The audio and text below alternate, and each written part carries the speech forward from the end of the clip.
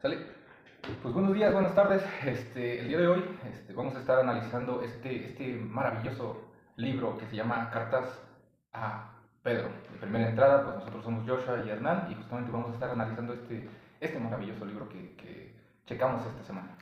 Sí, es un libro que estuve leyendo y bueno, ahorita que estás platicando del libro, yo te quiero preguntar a ti, ¿por qué se llama Las Cartas a Pedro? Porque es una duda que me surgió cuando estaba leyendo. Pues mira, está bien interesante porque, bueno, a lo que yo entendí, es básicamente un chico justamente que se llama Pedro, que va a empezar la universidad y pues aparentemente cometió la sabia decisión de estudiar o empezar a estudiar psicología, ¿no? Entonces, como yo entiendo, la mamá de Pedro le contó a una de sus amigas que es psicóloga o es psicoterapeuta, dijo, oye, mi hijo está como que empezando en esto de la psicología, ¿no? ¿Cómo le puedo ayudar? ¿No? ¿Cómo le puedes ayudar? Y de ahí surge, quiero yo, pensar la premisa de escribirle a Pedro cartas que lo dirijan, que le ayuden justamente a enfocarlo en esta bella profesión. Ok, ahora entiendo más el capítulo 1 porque justo pues estaba leyendo ese antes de empezar a grabar o antes de empezar esto y me hace mucho sentido porque el capítulo 1 se llama La base para ser psicoterapeuta y como tú platicas, el propósito de estas cartas es dirigir a Pedro en esta nueva profesión que él se está adentrando sin saber en qué se está metiendo, ¿no? Porque al final es como la primera guía que le están dando a partir de estas cartas. Y bueno, como habla el primer capítulo y anoté aquí una frase que me gustó mucho con la que quiero empezar, dice, creo que la base para ser psicoterapeuta es tu amor por el ser humano en general. Esta frase la encontramos justo en el capítulo 1, página 4, y partimos de hacer esto a partir del amor, ¿no? O sea, nosotros no buscamos cambiar al paciente, sino acompañarlo en todo este proceso que él nos quiere platicar durante todas las próximas sesiones. Y al final es el propósito que quiere Pablo, ¿no? Pedro, que diga Pedro, es saber amar y poder acompañarlo sin cambiarlo. Justamente, y también complementando de alguna otra manera, está bien interesante porque para complementar y para acompañar al paciente justamente, o al cliente en este caso, pues necesitas dónde meterlo, ¿no? Porque pues, no lo vas a atender ahí en la calle, no lo sí, justamente. Entonces, el capítulo 2 nos habla de eso, justamente se llama Tu espacio de terapia, y básicamente nos dice que ese espacio que tú vas a dedicar no va a ser como el que tiene el otro psicólogo, no va a ser como el que tiene tu supervisor justamente, no, nosotros que estamos empezando también, no va a ser como tú viste en la tele que tiene el otro terapeuta, no, sí te puedes dar unos poquitos detalles que dices, pues lo voy a meter ahí, pero al final de cuentas lo que busques de capítulo es que hagas ese espacio tuyo y que dentro de ese espacio tú te sientas cómodo, ¿no? Porque al final de cuentas si tú te sientes justamente cómodo, pues no tienes tan forzada la idea de que, ay, ¿qué voy a decir? Y me siento raro sentándome aquí, o me siento mal, que él se siente allá, ¿no? Y ahí mete una frase muy interesante que está en la página 5 que nos dice, cada despacho es de un color diferente, cada uno lo escoge a su modo y lo decora a su modo, ¿no? Entonces con esto se refuerza que al final de cuentas pues pueden ser distintos psicólogos y también todos los consultorios van a ser completamente distintos, porque cada quien se siente cómodo de distinta manera. Sí, es muy cierto lo que dices y a partir de tú como próximo terapeuta, sentirte cómodo, tú a partir de tu comodidad vas a hacer sentir cómodo a tu paciente. Y justo el título del capítulo 3 es el modo de hacer sentirse bienvenido al paciente. Entonces, ¿cómo voy a hacer que él se sienta bienvenido? Pues partiendo de lo que tú dices, sintiéndome cómodo yo y después, a partir de eso, pues voy a hacerlo sentir cómodo. Y de hecho en este capítulo encontré una frase que es la que más me gusta en toda la lectura porque se me hace como una forma muy directa y muy sincera de expresarlo que dice, un beso grande que le haga sentir que nos hacemos cargo de su historia. O sea, ahí está, te viste, porque es una frase que leyendo el capítulo fue la que más me hizo sonido. Mamá, casi. La que más me gustó es ese beso de confianza de mamá, de oye, aquí vas a estar cómodo porque estoy abriéndome a ti y quiero que tú te sientas cómodo explicándome y platicándome todo lo que me tengas que decir. Y al final eso resume el capítulo a partir de esta frase. ¿Cómo voy a hacerlo sentir bienvenido? Pues dándole confianza, dándole esperanza, dándole fortaleza y a partir de qué? De un beso grande. Justamente, ya como seguimos avanzando dentro de ese capítulo también, está eso que podemos rescatar y como que yo siento que lo retoma también en el capítulo 4, pero ya no como hacer sentir como a alguien, sino ya como el concepto justamente de clima emocional, ¿no? En el que nos dicen, pues esto va a consistir, y cito la frase que aparece justamente en la página 10, que dice que el clima emocional partirá en este caso de poder transmitirle esa sensación de que nos importa lo que dice y cómo se siente cuando lo dice. O sea, no nada más va a venir a contarnos sus problemas, ¿no? Va a venir, ¿por qué? Porque sabe y siente y está seguro que aquí, en este espacio, pues se va a sentir bien, o al menos en este mundo va a haber una persona que lo escuche sin esa sensación de que está siendo juzgado. Las superficies, ¿verdad? Sí. Ahorita que te estoy escuchando empiezo a tener más sentido con todo lo que estuve leyendo. Entonces ya empiezo a hilar todo el capítulo que viene, el que sigue y todo esto, y siguiendo con el próximo capítulo que dice el terapeuta tonto, ¿no? O sea, uno debe de ser como el tonto, porque no conozco la historia de la persona que tengo enfrente. Él es realmente el que conoce su historia. Por eso citando lo que encontramos en la página 15, nunca menospreciemos la riqueza que solo él es capaz de poder y de conocer en su relato. ¿A qué se refiere esto? O sea, como digo, yo soy el tonto porque tú eres quien me está explicando su historia, tú eres el que más sabe de uno mismo. Entonces yo tengo que tener siempre esa apertura para conocer lo que tú me estás diciendo y nunca dar nada por hecho. Y ese es el propósito de este capítulo. El único que conoce realmente su historia es el paciente y yo debo de ser un tonto. ¿Por qué? Porque él es el que me está explicando a mí y nunca debo de tener ni hacer un prejuicio de lo que él me está diciendo. Exactamente, y está bien interesante Sí, sí, porque sí. pone un ejemplo bien chistoso en el que te dice, pues está en una paciente y su terapeuta le dice, la paciente, oiga, usted sabe cómo, pues ya sabe cómo se siente cuando se muere alguien, ¿no? Ajá. Y en el caso del terapeuta que lo sabe todo, dice, sí, correctamente. Pero en el caso del terapeuta tonto, dice, no sé. Y el paciente le dice, pues bien aliviado porque ya no lo voy a estar cuidando. Entonces, Exacto. esa respuesta no te la estás esperando y dices, pues según yo, pues te duele, no te sientes triste, pero aparentemente esta persona, pues se siente aliviada de que ya no tiene esa carga dentro de sí, ¿no? esa carga, Está claro, bien claro. interesante, ¿no? Entonces, parte de esas cosas son muy importantes porque a la mera hora nosotros asumimos cosas y eso es lo que busca el capítulo, ¿no? Que también de alguna otra manera todos los capítulos tienen sentido entre sí porque así como nosotros tenemos el miedo a interpretar las cosas, tenemos otro tipo de miedos, ¿no? Como es el capítulo 6, el que nos habla, los miedos del terapeuta. Y aquí encontramos algo bien interesante, porque uno de los miedos que más tenemos es que, pues, ¿cómo puedo yo ayudarlo? ¿Cómo puedo yo garantizar justamente que él se sienta cómodo? ¿Cómo puedo yo garantizar que todo lo que le estoy diciendo le va a servir, o le va a ayudar, o lo va a curar, o X o Y razón, ¿no? Entonces pone también una frase bien interesante que dice, que está en la página 15, que nos dice, él no necesita su confianza en nosotros, y nosotros pues casi tampoco al principio. Lo que él necesita es que nosotros confiemos en la terapia, en lo que hacemos en él y en su cura, justamente. Básicamente yo entendí que pues, tú te creas que estás haciendo bien las cosas, ¿no? Porque a la mera hora, si él te ve titubeando, si él te ve frustrado por todo lo que te dice, y tú no ves para dónde hacerte, pues yo creo que es contraproducente. Porque vienes, en el caso de un paciente, ¿no? Vienes y dices, vengo, le cuento las cosas y ni él sabe qué decirme, entonces ¿cómo me puedo sentir seguro de que esta persona me va a ayudar, ¿no? Creo que eso es lo que nos deja principalmente el capítulo 6, ¿no? A estar sí seguros de lo que vamos a hacer y más que nada seguros y concisos de que va a funcionar. Sí, de hecho me gusta mucho el ejemplo que que estás platicándome ahorita, de ese momento en el que el terapeuta no sabe qué responder ante una pregunta de ese estilo, ¿no?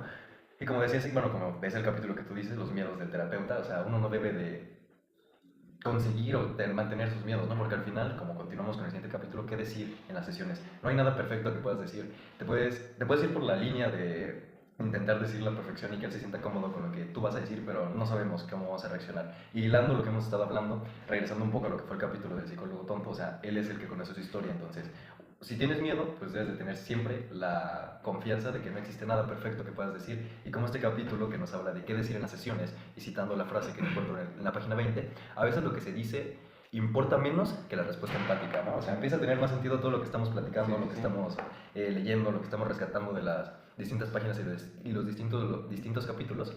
El objetivo de este capítulo es, no hay nada perfecto que tú puedas decir, porque para mí puede ser perfecto, pero para él no puede ser perfecto. El único propósito es generar esa empatía para que a través de ahí pueda decir lo más acertado sin saber o sin dar algo que va a ser perfecto porque no sabemos si lo va a hacer. Y en general no debemos de buscar esa perfección, solo debemos de buscar esa empatía con el paciente. Exactamente, y esa perfección también implica no meter estas famosas frases de bolsillo, ¿no? Que dicen, no, pues yo un día escuché esto y esto y esto y eso, pensar que eso le va a dar la solución al paciente, ¿no? Porque más allá de sentirlo como solución, él va a sentirlo como imposición o de alguna otra manera va a sentir que, el tonto soy yo en este caso, ¿no? Y está bien interesante tener cuidado con todo ese tipo de cosas, ¿no? Que también de alguna otra manera nos dirigen a esas veces en las que, pues la profesión está bien chida, bien bonita, es muy hermosa, pero hay casos en los que dices, chales, aquí sí no sé qué hacer, aquí sí de plano ni siquiera quisiera haberme tapado con este Donde tipo de uno se casos. atora, se preocupa. Sí, Exactamente, y entras como en ese tipo de frustración que ya ni siquiera tú sabes qué hacer. Y pone un ejemplo bien bonito y bien denso con dos historias en el capítulo 8 justamente. Primero nos ponen el caso de una niña que poco a poco su cáncer empezó a evolucionar hasta el punto en que se iba a quedar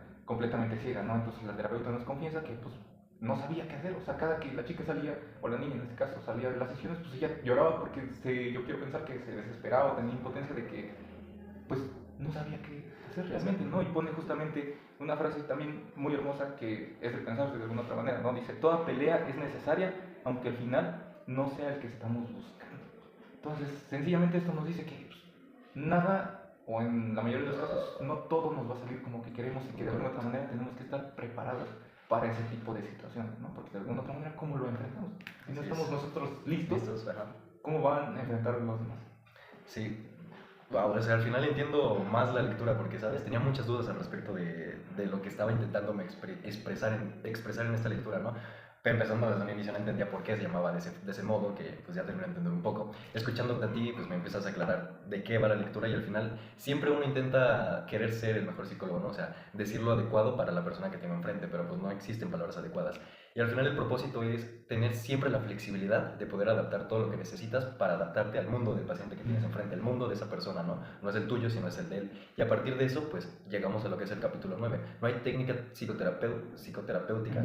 Y bueno, el título sería ¿qué encuadre teórico escojo? ¿No? O sea, no hay una técnica que es certera, no hay una técnica que es correcta, o sea, al final es sin tener esa flexibilidad en todo para poderme adaptar al mundo de ese paciente, al mundo del paciente. Y bueno, encontrando en la página 24 la frase que me gusta en este capítulo, no hay una técnica por excelencia. ¿A qué se refiere?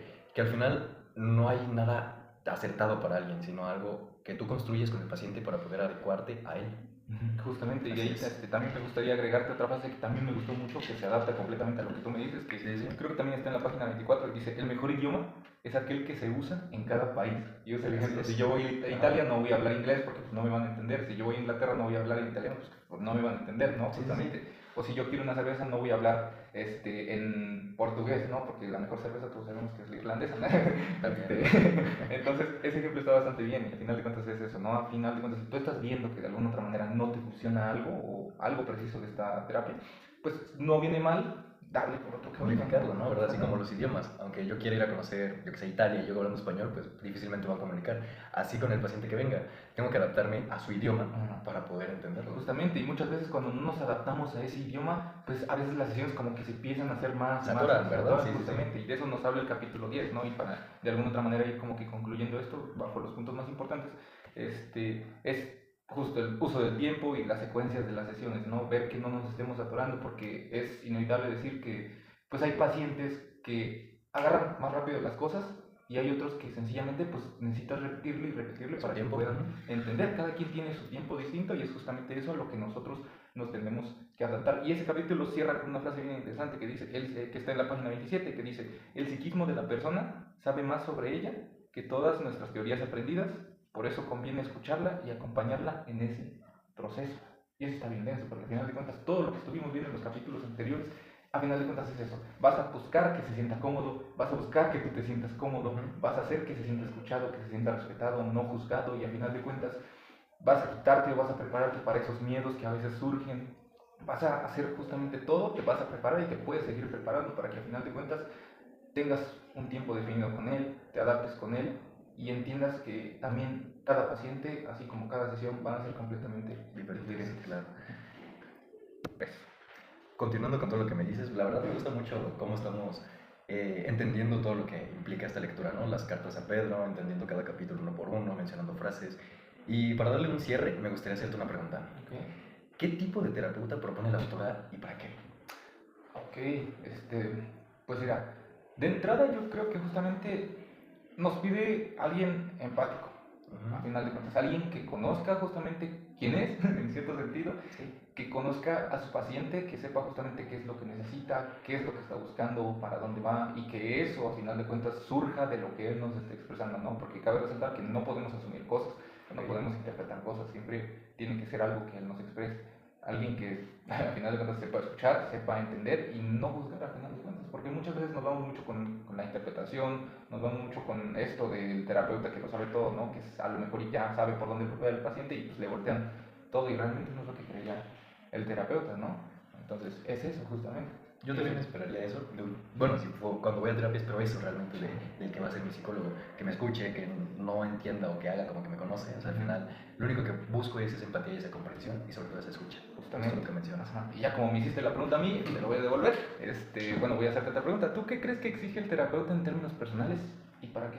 Pues mira, con todo lo que hemos estado hablando, todo lo que leí, yo creo que lo podría resumir en dos frases. Principalmente, amor genuino al ser humano. Te explico un poco lo que quiero dar a entender con eso. Amor genuino es amar, entender y comprender a la persona que tengo enfrente. Yo quiero ser parte de su mundo mientras él me explica el suyo, y ya agregando la segunda frase, para que él aprenda y entienda ponerle palabras a lo que no sabe decir o no puede expresar. Ok. Sí, es un buen resumen realmente de todo lo que estuvimos hablando, y eso es también lo que exigiría del terapeuta en términos personales, también yo cuando tenga la oportunidad de empezar a ejercer, ya que al final no estamos Estamos creciendo en esta gran profesión y siento que estas cartas para Pedro también es una gran ayuda para nosotros. Justamente, y ya, pues justamente más que nada queda pues agradecer el espacio que me diste para platicar y analizar este bonito libro. Te dije que estaba bonito. Sí. Me agradó mucho leerlo. Pues a final de cuentas es un muy buen libro para todos que están empezando en este bonito camino y no hay que disfrazarlo, ¿no? También tiene sus partes dudosas, sus partes feas, pero a Sí, final de sí, cuentas, todo. como tomamos en el capítulo 8 siempre hay que ir con la certeza de que no siempre nos va a salir como queremos, pero lo importante es que, pues, continuar. Sí, y ya que acabaste con eso, darle el beso grande al paciente para siempre tener la confianza. Ahí no le dio el beso. Ahí está.